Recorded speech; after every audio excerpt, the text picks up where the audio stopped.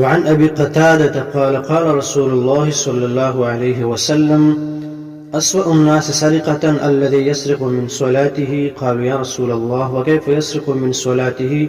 قال لا يتم ركوعها ولا سجودها.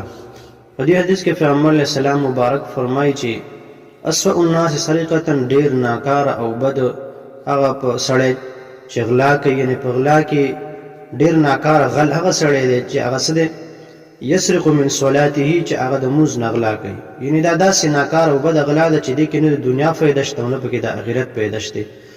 لکه د چا نه به مال پټ کړي نو په هغې کې بیا هم د دنیا فایده خو شته، خو په دې کې نه د دنیا شته نه پکې د آخرت شي. نو اصحابو یا رسول الله وایي داسې به څرنګه غلا وي چې څوک د مونځ نه کوي. نو پیغمبر علیه السلام مبارک فرمایل چې د هغې رکوع او سجده دی پوره نه کوي. هسې راشي لکه د کارغۍ یو څو ټونګې وي، لیکن د هغه رکوع او سجده صحیح نه کوي، نو دغه مونځ یې نه کېږي. دا یو قسم غلا ده.